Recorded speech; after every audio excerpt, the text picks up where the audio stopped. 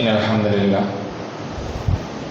نحمده ونستعينه ونستغفره ونعوذ بالله من شرور أنفسنا ومن سيئات أعمالنا إنه من يهد الله فلا مضل له ومن يضلل فلا هادي له وأشهد أن لا إله إلا الله وحده لا شريك له وأشهد أن محمدا عبده ورسوله أما بعد يا أيها الذين آمنوا اتقوا الله حق تقاته ولا تموتن إلا وأنتم مسلمون يا أيها الناس اتقوا ربكم الذي خلقكم من نفس واحدة وخلق منها زوجها وبث منهما رجالا كثيرا ونساء واتقوا الله الذي تساءلون به والأرحام إن الله كان عليكم رقيبا يا أيها الذين آمنوا اتقوا الله وقولوا قولا سديدا يصلح لكم أعمالكم ويغفر لكم ذنوبكم ومن يطع الله ورسوله فقد فاز فوزا عظيما فإن أصدق الحديث كتاب الله وأحسن الهدي محمد صلى الله عليه وسلم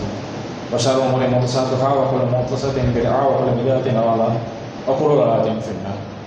வார்த்தைகளில் சிறந்தது அல்லாஹ்வின் வார்த்தைகள் என்றும் வழிகாட்டுதலில் சிறந்தது நபிகள் நாயகம் ஸல்லல்லாஹு அலைஹி வஸல்லம் அவர்கள் வழிகாட்டுதல் என்றும் காரியங்களில் மிக மிக கெட்டது மார்க்கத்தில் விதத்துகளை உண்டாக்குவது.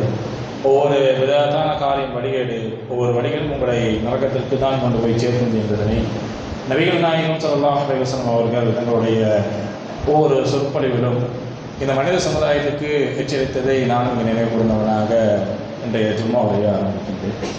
ஜும்மாவினுடைய உரைக்குள் செல்வதற்கு முன்பு பொதுவாக நம்மிடையே நடக்கக்கூடிய ஒரு தவறினை சுட்டி காமிக்கலாம் அப்படிங்கிற மாதிரி நினைக்கிறோம்.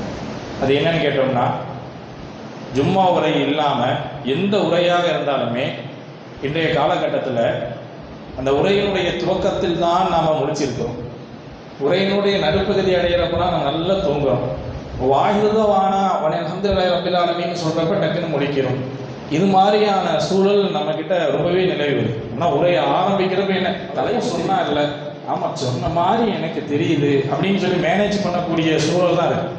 அதாவது பேசுகிறவருடைய மூஞ்சை பார்க்குறதே கிடையாது.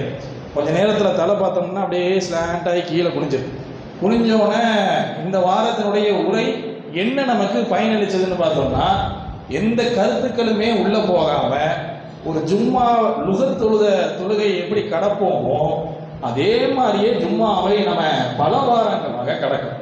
இங்கே நம்ம வந்திருக்குது நம்மளுடைய ஈமான புதுப்பிக்கிறதற்கு இந்த உரையை பயன்படுத்திக்க முடியுமாங்கிற ஒரு நோக்கத்திற்காக தான் வந்திருக்கோம். வந்த இடத்துல நாம் உறங்குவது என்பது பரீட்சை எழுத போய் அந்த இடத்துல தூக்கம் வந்துச்சுன்னு சொல்லி படுத்துட்டு திரும்ப எந்திரிச்சு பார்க்குறப்ப எப்படி பரீட்சை பேப்பரில் ஃபெயில் ஆகுமோ அதே போல தான் ஈமானில் தோல்வி அடைஞ்சிக்கிட்டே இருக்கு.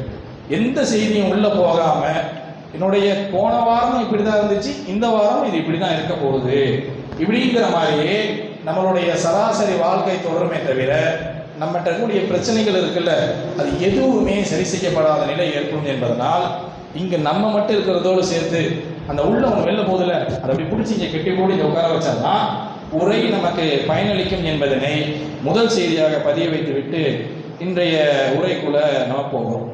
நபிகள் நாயகம் ஸல்லல்லாஹு அலைஹி வஸல்லம் நம்முடைய உயிரினும் மேலான தூதர். இந்த வார்த்தையை அடிக்கடி நம்ம எல்லாருமே சொல்றோம். இந்த தூதரை ஏன் உயிரினும் மேலாக நினைக்கணும் அப்படின்னா, முஸ்லிம்களாக பிறந்திருக்கக்கூடிய எல்லாருக்குமே அவர் தான் இறை தூதர். முஸ்லிம்களுக்கு மட்டும் கிடையாது, முஸ்லிம்களுக்கு வெளியில் இருக்கக்கூடிய எல்லா மக்களுக்குமே இறை தூதர்னு சொன்னோம்னா அது நபிகள் நாயகம் ஸல்லல்லாஹு அலைஹி வஸல்லம் அவர்கள் மட்டும்தான். இதற்கு முன்னாடி தூதர்கள் நிறைய பேர் வந்தாலும் அவங்க எல்லாமே ஒவ்வொரு குழுக்களுக்கு தான் தூதர். ஆனால் நபிகள் நாயகம் ஸல்லல்லாஹு அலைஹி வஸல்லம் அவர்களை அல்லாஹ் உலக மக்கள்னா யாரு? இன்னைக்கு நம்ம சமகாலத்தில் வாழக்கூடிய பிற மத சகோதரர்கள் நம்ம சொல்றோமே, அவங்களுக்கும் தூதர் நபிகள் நாயகம் ஸல்லல்லாஹு அலைஹி வஸல்லம். இப்படி உலக தூதராக நபிகள் நாயகம் ஸல்லல்லாஹு அலைஹி வஸல்லம் அவர்களை இறைவன் ஆக்கிவிட்டு இந்த உலக மக்களுக்கு வழிகாட்டக்கூடிய வழிகாட்டுதல்களை எல்லாத்தையுமே நபிகள் நாயகம் ஸல்லல்லாஹு அலைஹி வஸல்லம் அவர்கள் வழியாக மக்களுக்கு இறைவன் தெரிவித்தார்.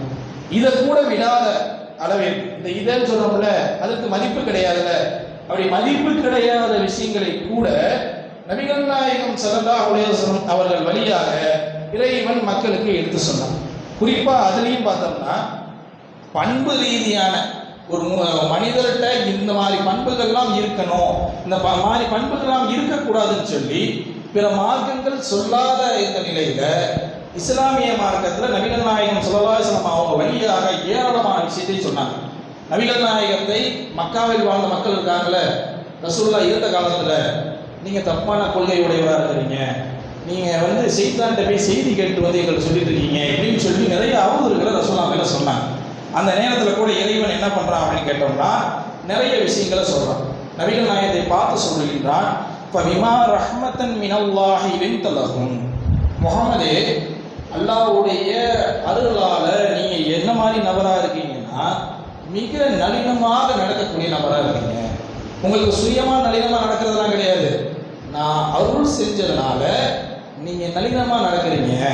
இப்படி நீங்கள் நளினமாக நடக்காமல் போனால் வலவு குந்தன் ஃபத்தன் கலீலன் கல்வி லன் ஃபத்து மின் கவ்லி, நீங்கள் மட்டும் நீங்கள் நளினமாக நடக்காமல் ரொம்ப கரண்ட முரட்டா ரொம்ப கொடூரமாக மக்களை ஹேண்டில் பண்ண ஆரம்பிச்சிங்கன்னா உங்களை விட்டு மக்கள் ஓடிடுவாங்க அப்படின்னு சொல்லி தூதருக்கு அல்லாஹ் செய்யக்கூடிய போதனை.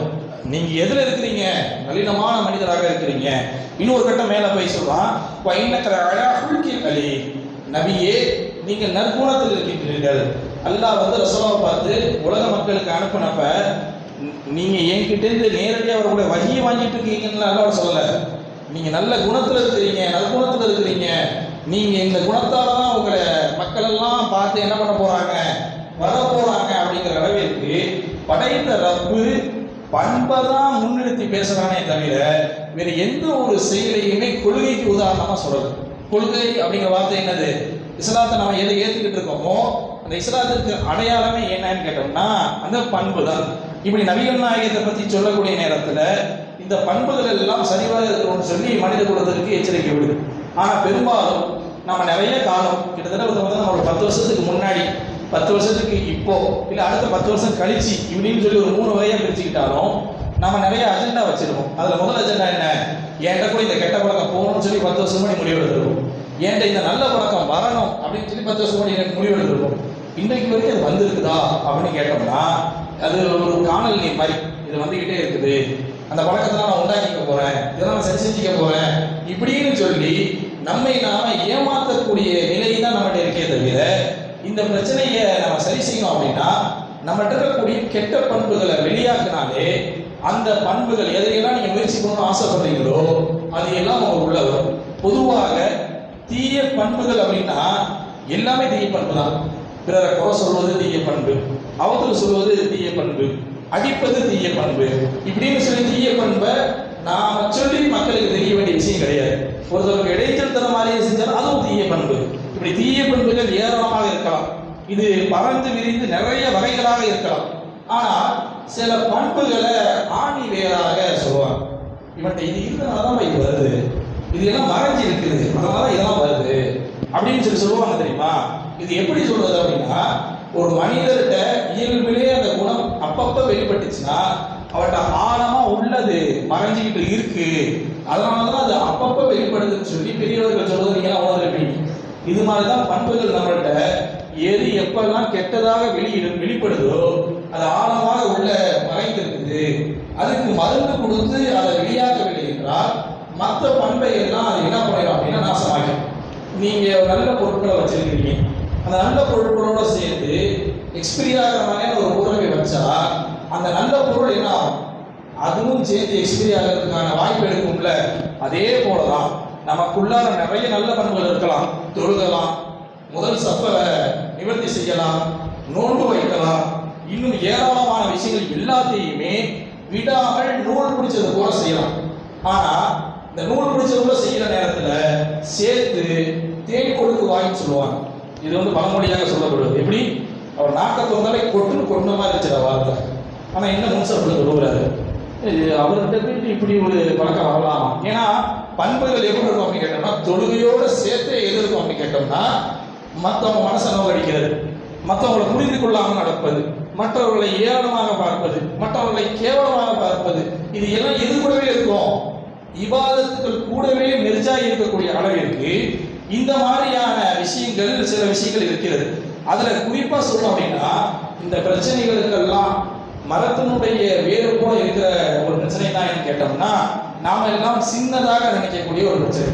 செய்தான் எது வழியாக சொர்க்கத்திலிருந்து இறங்கி வந்தானோ அந்த பிரச்சனை தான் இதுக்கெல்லாம் அடிப்படை காரணம். சொர்க்கத்திலிருந்து செய்தான் ஏன் இறங்கி வந்தான்னு கேட்டோம்னா, நம்ம எல்லாம் பெரும்பாலும் என்ன நினைப்போம், அவன் பெரிய குற்றம் செஞ்சிருக்கான் அதனாலதான் கீழே இறங்கி வந்திருக்கிறான் அப்படின்னு நான் நினைப்போம். அதை நீங்க வரலாறு திரும்பி பார்த்தீங்கன்னா செய்தான் செய்த செயல் என்ன, சொர்க்கத்தில் அவன் செஞ்ச செயல் என்னன்னு கேட்டோம்னா, இறைவன் ஒரு கட்டளை இடுறான், அந்த கட்டளையை மறுக்கிறான்.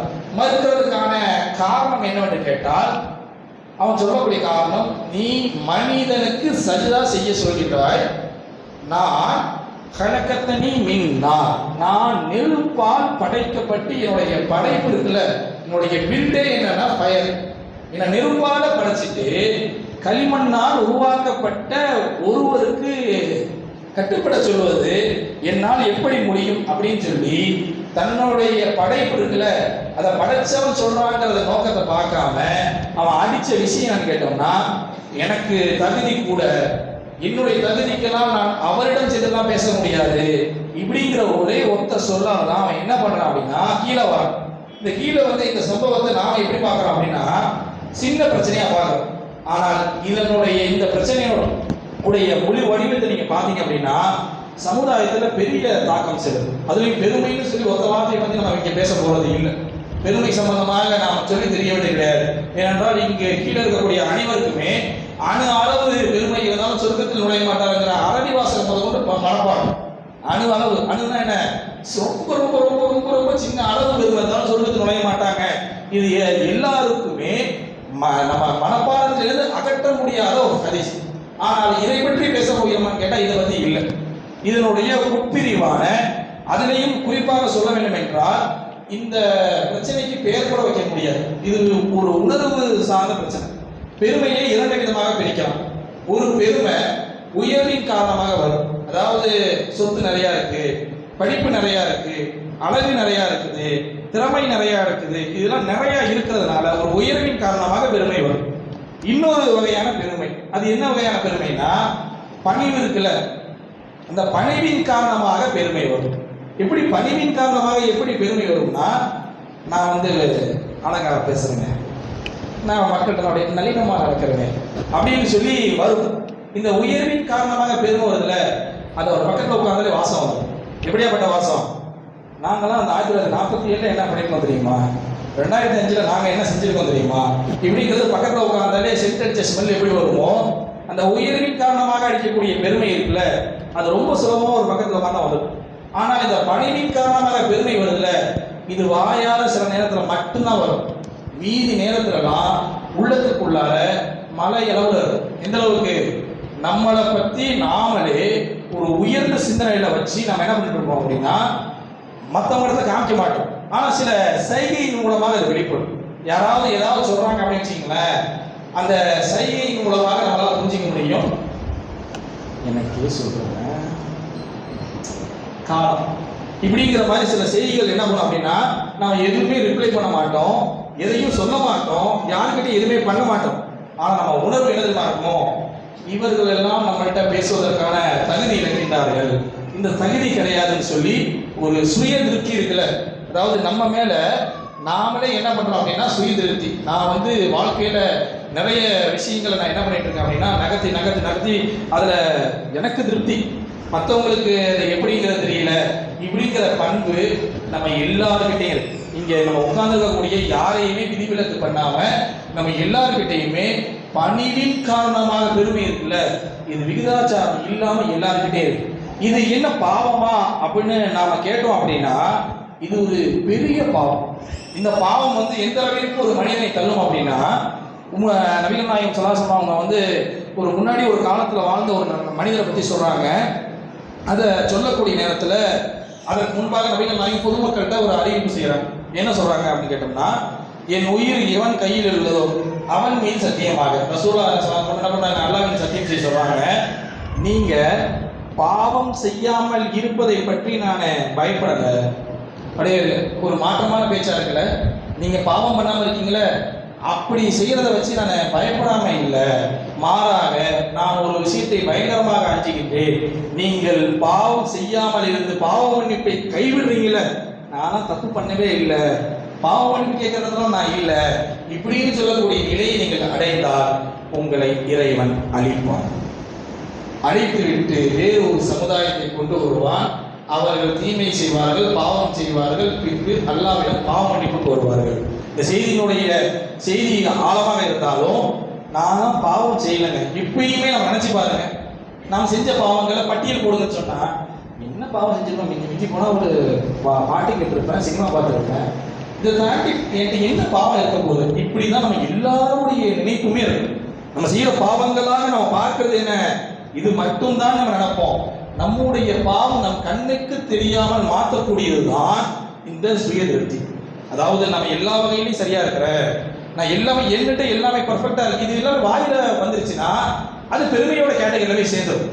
ஆனா வாயில வெளிப்படுத்தாமலே உள்ளத்துக்குள்ள எப்ப பார்த்தாலும் பிளிங்க் ஆகி ஒரு கட்டத்தில் இது என்ன பண்ணும் அப்படின்னா, நாம எந்த நிலையில இருக்கிறோமோ அந்த நிலையிலே இருக்க வச்சு ஒருத்தர் நம்மளுடைய தப்பை சுட்டி காமிப்பாரு, இந்த தவறை நீங்க செய்றீங்க அப்படின்னு சொல்லி அதை மறுக்கிறதுக்கும் இந்த சுயதிருப்தி தான் அடிப்படை காரணம். ஏனென்றால் பெருமையினுடைய ஒரு அடையாளமாக அல்லாஹ் சொல்லக்கூடிய நேரத்தில் உண்மையை மறுத்து மற்றவனை ஏளனமாக பார்ப்பதுதான் பெருமை. இப்போ உண்மையே மறுக்கிறதுனா என்ன, மற்றவங்களை ஏளனமா பார்க்கறதுனா என்ன? இந்த செய்தியை முதல்ல நாம செய்யறோமா இல்லையா? உண்மையை மறுக்கிறது சொல்லக்கூடிய சொல்லு இருக்குல்ல, அந்த சொல்ல ஒரு நிகழ்வை பத்தி சொல்றாரு, இது இப்படி நடந்துச்சுன்னு சொல்லக்கூடிய நேரத்துல நாம அதை மறுக்கணும் அப்படின்னா அவருக்கு விளங்கும் வகையில புரிய வைக்கணும். அப்படி புரிய வைக்கின்றோமா, இல்ல இல்ல எங்கெல்லாம் ஒரு ஆளு அவருக்கு நம்ம பதில் சொல்லணும் நம்ம இப்படின்னு சொல்லி மற்றவர்களை ஏளனமாக பார்க்கிறோம். இது நம்மளுடைய எல்லாத்தையுமே இருக்கு. ஒரு செய்தியினுடைய கொடுக்கல் வாங்கலே எது உண்மை, மற்றவர்களை ஏன் ஏளனமா பார்க்கிறோம்? ஏளனமா பார்க்கறது வெறும் பொருளாதாரத்தின் அடிப்படையில் கேட்டா இல்ல, சராசரியா நம்ம எல்லாருமே பிற மக்களை ஏளனமா பார்க்கணும். ஏன் அப்படி பார்க்கணும்? அப்ப நம்மள்ட்ட என்ன இருக்குது, நான் என் மனதளவுல சுயதிருப்தி அடைஞ்சு மனசுக்குள்ள பெருமை இருக்குது, என் மனசோட நான் பெருமையை வச்சிருக்கிறேன், இதுதான் காரணம், இதுதான் அந்த தன்மை. இந்த தன்மை வந்துச்சுனாலே என்ன வரும், சொல்லுலையா நீலாம் எப்படி சொர்க்கம் போகுதுன்னு தெரியல, இப்படிங்கிற பேச்சு தானா வரும். எப்படி இந்த பேச்சியெல்லாம் எப்பொழுது வெளியில் எப்படி வச்சு பார்க்கணும் அப்படின்னா, மனசுக்குள்ள தான் நாம தான் தொழுகசாலி, நாம தான் நேர்மையாளர், நாம தான் பொய் பேசாதவர், இப்படிங்கிற ஒரு பிக்சரை போட்டு அதை உயரத்தில் வச்சிருக்கோம். ஆனால் வெளியில் சொல்ல மாட்டோம். ஆனால் அந்த இமேஜ் உள்ள டெவலப் ஆக என்ன ஆயிருக்கு அப்படின்னா, சொல்லெல்லாம் வெளியில வந்து என்ன மாறும் அப்படின்னா வித்தியாசமான பேச்சாக மாறும். ஆனால் நபித்தோழர்கள் எப்படி இருந்தாங்க, இந்த மாதிரி விஷயங்கள் எல்லாம் இந்த உள்ளத்துக்குள்ளார பெருமை அடிக்கிற விஷயம்லாம் இருக்குல்ல, அதெல்லாம் அவங்க எப்படி இருந்தாங்கன்னு பார்த்தீங்கன்னா, நபிகள் நாயகம் ஸல்லல்லாஹு அலைஹி வஸல்லம் அவங்கள்ட்ட வந்து அபூபக்கர் ரலியல்லாஹு அன்ஹு அவங்க கேட்குறாங்க, அல்லாஹ்வின் தூதரே தொழுகையில நான் ஒரு பிரார்த்தனை கேட்கணும், எனக்கு ஒரு பிரார்த்தனை சொல்லிக் கொடுங்க அப்படிங்கிறாங்க. உடனே நபிகள் நாயகம் சொல்லிக் கொடுக்குறாங்க, அல்லாஹும்ம இன்னி லம்து நஃப்ஸி லுல்மன் கஸீரா அப்படின்னு சொல்லக்கூடிய பாவ மன்னிப்பினுடைய தலையாய துவாவை ரசூலுல்லாஹி ஸல்லல்லாஹு அலைஹி வஸல்லம் கற்றுக் கொடுக்குறாங்க. இந்த துவாவினுடைய அர்த்தம் பொருள் என்னன்னு கேட்டோம்னா, இறைவா எனக்கு நான் பெருமளவு அநீதி இழைத்து விட்டேன், உன்னை தவிர பாவங்களை எவரும் மன்னிக்க முடியாது அப்படின்னு சொல்லி தூங்கக்கூடிய ஒரு விஷயம். நான் எனக்கே நிறைய பெரிய அளவுக்கு அநியாயம் செஞ்சு அநியாயக்காரன் இருக்கிறேன், அநியாயம் லுல்மன், நான் ஒரு பாவியாளியா மாறிட்டேன், அந்த பாவத்தை மன்னி இப்படின்னு சொல்லி இந்த துவாவை நபிகள் நாயகம் ஸல்லல்லாஹு அலைஹி வஸல்லம் அவர்கள் யாருக்கு கற்றுக் கொடுக்கின்றார்கள்?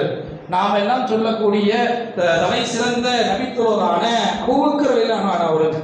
உடனே அபூபக்கர் நீங்க நினைச்சாங்களா, என்னைய பார்த்து ரசூலுல்லாஹி ஸல்லல்லாஹு அலைஹி வஸல்லம் பாவக்காரன் மாதிரி சொல்லி இந்த துவாவை எனக்கு கற்றுக் கொடுக்குறாங்களே. ஏன்னா இன்னைக்கு நமக்கு அப்படிதான் பிரச்சனை நடக்குது. ஏதாவது இந்த குர்ஆனை கொஞ்சம் படிக்கல, எனக்கு குர்ஆன் ஓத தெரியாதுன்னு சொல்ல வரீங்களா, ஒரு நோட்டீஸை படிக்கல, அப்ப இதுல இருக்குதான் எனக்கு தெரியாதுன்னு சொல்ல வரீங்களா, இப்படின்னு சொல்லி நம்மில் பெரும்பாலானவர்கள் நம்மை அணுகக்கூடிய மக்கள்கிட்ட இந்த மாதிரியான பார்வைகள் நம்ம பார்க்கிறோமா இல்லையா? இந்த பார்வை இதை காமிக்கிறது. ஆனா இதுவே நபி தோழராகட்டும் நபிமார்கள் இருக்காங்கல்ல, நபி யூனுஸ் அலைஹிஸ்ஸலாம் அவங்க மீனோட வயிற்றிலிருந்து என்ன சொன்னாங்க, லா இலாஹ இல்லா அன்த சுப்ஹானக இன்னி குன்து மினல் லாலிமீன், நான் லாலிமீன், நான் தவறு செய்யக்கூடிய அநியாயம் செய்யக்கூடிய கூட்டத்தில் ஒருத்தன் ஆயிட்டேன். நம்ம சொல்லுவாங்க இந்த மாதிரி வார்த்தையை, நம்ம இந்த மாதிரி ஒரு வார்த்தையை ஒரு நபி சொல்றாங்க, என்ன சொல்றாங்க, பாவமன்னிப்பு தர்றாங்க, நான் அநியாயக்காரங்களை ஒருத்தனா மாறிட்டேன். ஆனா இன்னைக்கு நாம யார் தெரியுமா, நம்ம மனசுக்குள்ள நம்ம என்னவா நினைச்சிருக்கோம் தெரியுமா? சொர்க்கவாசிகள் ஒருத்தர், அபூபக்கருக்கு அடுத்த வீடு சொர்க்கத்தை எனக்கு தான், உமர்லா வீடு பக்கத்துல தான் என் வீடு, உஸ்மான் வீட்டுக்கு பின்னாடி தான், இப்படிங்கிற எண்ணம் மறைமுகமாக நம்ம உள்ளார இருக்கு. எல்லோருட்டுமே அந்த எண்ணம் இருக்கு. ஏன்? நாம நல்லா நடக்கிறோம், எல்லாமே சரியா நடக்கிறோம், எல்லாத்திலையுமே தவறு இழைக்காம நடக்கிறோம் அப்படிங்கிற மாதிரியான மனசுக்குள்ள அந்த திருப்தி தான் இதற்கு அடிப்படை காரணம். ஆனால் இப்படி எல்லாம் நடந்தால் அது என்ன மாதிரி எல்லாம் பின்விளைவுகள் ஏற்படுத்தும் அப்படின்னா, இது எல்லாம் பாவமா நம்ம நினைக்கிறோம்ல, ஆனா அதற்கும் இறைவன் தண்டனை அளிக்கின்றான். நபிகள் நாயகம் சொல்றாங்க, ஒரு மனிதன் தற்பெருமையோடு ஒரு காலத்தில் வாழ்ந்தான், அவனுடைய ஆடைய அவன் என்ன பண்றான், அணிந்து கர்வத்தோடு நடந்து செல்கின்றான். அவன் என்ன பண்ணியிருக்கானா, ட்ரெஸ்ஸை போட்டுக்கிட்டு, அவன் அணிஞ்சிருக்க ஆடையை போட்டுக்கிட்டு கர்வமா நடந்து போறானா.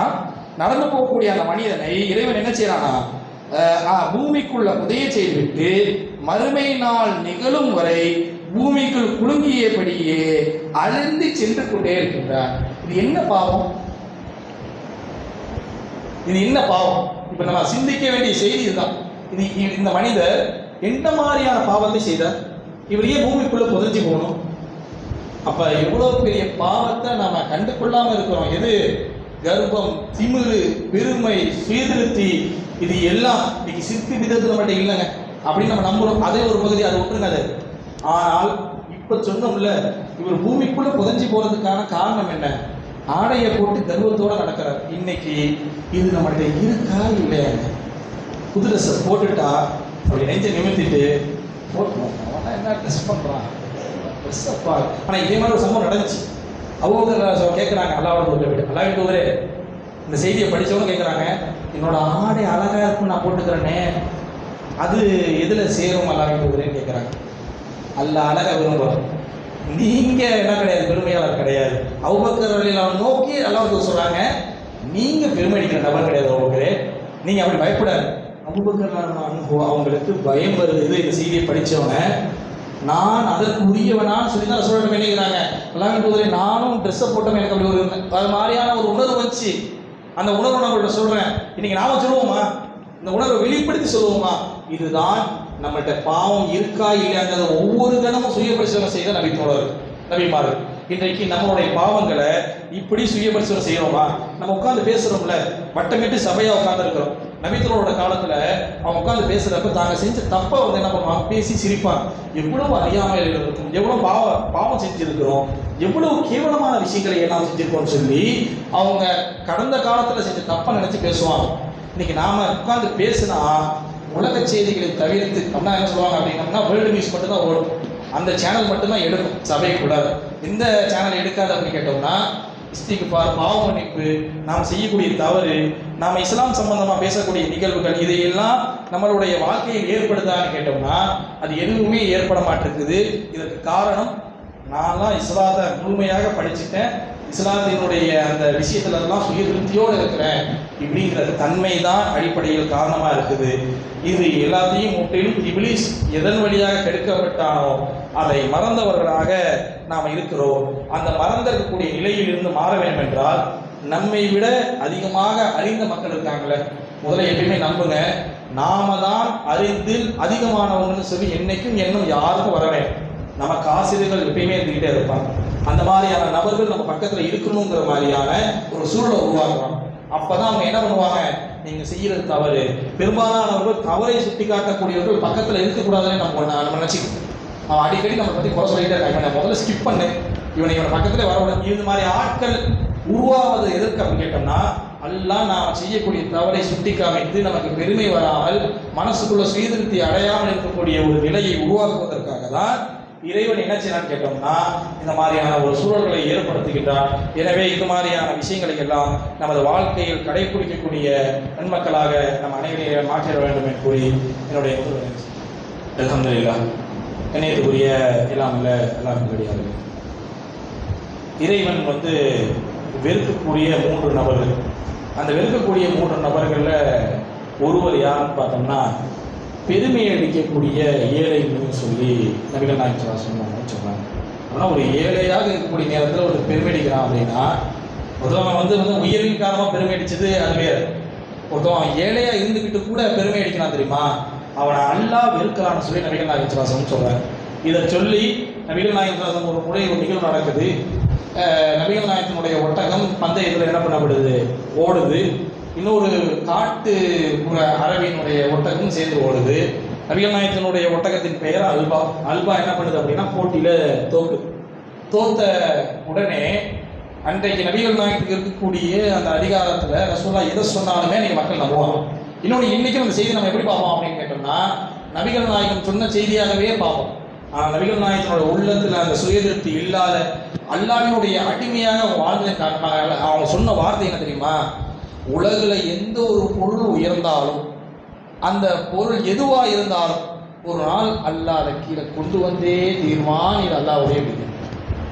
எவ்வளவு உயர்ந்து போயிட்டு இருந்தாலும் கீழே இறக்குறதுங்கிறது அல்லாஹ்வினுடைய விதி.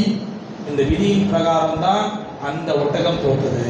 ஆனால் இன்னைக்கு நாம தோக்குற நேரத்துலலாம் நம்ம என்ன பண்றோம், தப்பை தூக்கி மற்றவங்க மேலே போடுறது. அதுதான் நடந்துச்சு. ஏன்னா மனசுல அப்போ சுயதிருப்தி, நாம தப்பு பண்ணவே இல்லைங்க, என்னால் தவறு நிகழ்ங்க டீமுக்குள்ளார இல்லை என்னுடைய குடும்பத்துக்குள்ளார என்னுடைய குடும்பத்துக்குள்ளார என்னால் நடக்கலை. இவர் ஸ்லோவாக வந்தார்ல அதனால தான் நடந்துச்சு, இவரால் தான் நடந்துச்சு. ஏன் நம்ம மனசுக்குள்ளார நாம ரொம்ப பர்ஃபெக்டாக இருக்கிறோம், 100% சரியாக இருக்கிறோம் இப்படிங்கிற எண்ணங்கள் தான் இது எல்லாத்தையுமே நமக்கு என்ன பண்ணுது அப்படின்னா பயங்கரமாக காமிக்கும். இன்னும் குறிப்பாக சொல்ல வேண்டும் என்றால், இந்த பயான் நடக்குதுல்ல, நடக்கிற டைம் அடிக்கடி எல்லாருக்கும் வர உணர்வு, இந்த பயான் எனக்கு இல்லை, இவர் கடைசியில் உட்காந்துருக்காரு அவர் நமக்குன்னு சொல்லி பயான் உணர்வு கொடுக்குறதே கிடையாது. சரிதானே? எப்போ பாருங்க எதை பற்றி பேசுனாலும் உணர்வு யாரா இருக்கும், என்னைய பற்றியே பேசலைங்க. அவருடைய பக்கத்தில் இருக்கிற காசு எப்போ பார்த்தாலும் வாங்கி விட்டுவாங்க, கொடுக்கவே மாட்டாருங்க. அவங்களும் புலம்பிக்கிட்டே இருப்பாங்க, காசை கொடுங்க கேட்பாங்க. பார்த்தீங்க இன்னைக்கா எடுத்து பார்த்துருக்கீங்களா இப்படின்னு சொல்லி நமக்கே உரை கிடையாதுன்னு சொல்லி நம்ம நினைக்கிறதுனால தான் நம்மால் நம்மகிட்ட இருக்கக்கூடிய குறைகளை சரி செய்ய முடியும். ஆனால் நபி சொல்றது ரொம்ப ஆழமாக இருக்காங்க. எதில் வந்து இருந்தாங்க அப்படின்னு கேட்டோம்னா, அப்துல்லா இப்னு ரவாஹா இன்னைக்கெல்லாம் இந்த மாதிரியான பண்புகள் நம்மகிட்ட 0% சொல்லலாம். இந்த ஹதீஸின் பிரகாரம் 0% சொல்லலாம். அப்துல்லா இப்னு ரவாஹா இவங்க யாருன்னு கேட்டோம்னா, இவங்க ஒரு சிறந்த நபித்தோழர். பெரிய பெரிய போர்களுக்கெல்லாம் போர் தளபதியாக டீம் லீடரும்ல அந்த மாதிரியான ஒரு டீம் லீடருடைய பதவியை வைக்கக்கூடிய ஒரு நபித்தோழர். இந்த நபித்தோழர் வந்து ரொம்ப திடகாத்திரமாக இருக்கிறதுனால தான் அவங்க படைத்தலைவராக இருக்கிறாங்க. அவங்களுக்கு ஒரு வாட்டி என்ன ஆகுது அப்படின்னு கேட்டோம்னா, ஒரு மயக்கம் ஏற்பட்டு மயக்கம் போட்டு கீழே விழுவுறாங்க. கீழே விழுந்தோன்னே அவங்களுடைய சகோதரி அப்படின்னா ஒன்று விட்ட சகோதரி என்ன பண்ணுறாங்க அப்படின்னா, மலையே சாஞ்சிருச்சு அப்படின்னா, நான் கலோக்கிய லாங்குவேஜாக மாற்றி சொல்கிறேன், மலையே சாஞ்சிருச்சு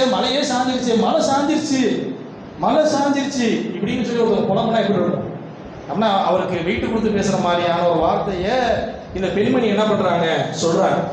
மூச்சு அந்த மயக்கம் போட்டு விழுந்திருந்தாங்களே, அப்துல்லா இப்னு ரவாஹா எந்திரிச்சோன்னே அவங்க சொல்கிறாங்க, நீ என்னை பார்த்து சொன்னல ஒரு வார்த்தை, நீ என்னை பார்த்து சொன்ன அந்த வார்த்தை எப்படி இருந்துச்சு தெரியுமா, அந்த வார்த்தை நீ இதற்கெல்லாம் இவற்றில் தான் நீ இருக்கிறாயா, இந்த மாதிரி தகுதியில் நீ இருக்கிறியா, இந்த மாதிரி தகுதியில் நீ இருக்கிற, நீ சொல்கிறப்பெல்லாம் ஒரு வானவர் என்னை கேட்பது போல் இருந்துச்சு. ஒரு வானவர் உனக்கு இந்த தகுதி இருக்கா, உனக்கு இந்த தகுதி இருக்கான்னு சொல்லி கேட்பது போல் உணர்வளித்தது அப்படின்னு சொல்லி அப்துல்லா இப்னு ரவாஹா அந்த சகோதரி பெண்மணிட்ட சொல்றாங்க. சொன்ன உடனே அந்த பெண்மணி அழுதுகிட்டே சொன்ன வார்த்தையோடு அமைதியானாங்க. பிற்காலத்தில் போரில் அப்துல்லா இப்னு ரவாஹா இறந்து போனோடனே அந்த சகோதரி அழுகவே, இதுக்கு முன்னாடி மயக்கம் போட்டு விழுந்ததுக்கு அழுதாங்கல்ல, இந்த சொல்லு அப்துல்லா இப்னு ரவாஹாவுடைய வாயிலிருந்து வந்த உடனே அவங்களுடைய இறப்பிற்கு அவங்க அழுகல். இது எதை காமிக்குது அப்படின்னு கேட்டோம்னா, மக்கள் நம்மை நோக்கி நிறைய நன்மாரையும் சொல்லுவாங்க, நீங்கள் தான் உங்களால் நீங்கள் இல்லைன்னா முடியாது, நீங்கள் தான் தூண், நீங்கள் தான் வந்து பேஸ்மெண்ட்டு, நீங்கள் தான் ஃபவுண்டேஷன் சொல்லி என்ன பண்ணுவாங்கன்னா குழி வெட்டுவாங்க. அப்போ குழி வெட்டுற நேரத்தில் நபிகள் நாயகம் நமக்கு சொன்ன பழமொழி என்ன, மண்ணை தூக்கி மூஞ்சிலடி. ஏன் அவர் உங்களுக்கு என்ன பண்ணிட்டு இருக்கிறாரு, அவர் உங்களை பாராட்டவில்லை, மாறாக அவர் வேற ஒன்று செய்கிறார். பொதுவாக இந்த யாரை அதிகமாக டக்குன்னு பாராட்டுறாங்களோ அவங்க தான் நம்மளை முதல்ல விமர்சனம் பண்ணுற இடத்துல ஃபர்ஸ்ட்ல இருப்பாங்க. நல்லா அப்படியே வாழ்க்கையில் வரலாறு அப்படி பின்னாடி ஓட்டி பாருங்க, நம்மளை என்னைக்கெல்லாம் பாராட்டக்கூடிய ஆட்கள், அது நீங்கள் வீட்டிலே கவனிக்கலாம். நம்ம ஃபர்ஸ்ட் டைம் நம்ம பாராட்டினப்பையும் நம்மளுடைய பேரண்ட்ஸ் தான் இருப்பாங்க, திண்டாரோட திட்டுற முதலாவும் பேரண்ட்ஸ் தான் இருப்பாங்க. அப்ப என்ன பண்ணணும் அப்படின்னா, இந்த நன்மாராயங்கள் பொதுமக்கள்கிட்ட வரதான் செய்யும். அப்படி வர்றப்பெல்லாம் நம்ம என்ன செய்யணும் அப்படின்னா, அதற்கு அல்ஹம்துலில்லாஹ் எல்லாம் புகழும் இறைவனுக்கு, இந்த ஆற்றலை வழங்கியது, இந்த ஆற்றலை கொடுத்தது இப்படின்னு சொல்லி அல்லாவுக்கு பறையை சாட்டிட்டு நான் இன்னும் கற்றுக்கொள்ளக்கூடிய வேண்டிய இடத்துல தான் இருக்கிறேன்.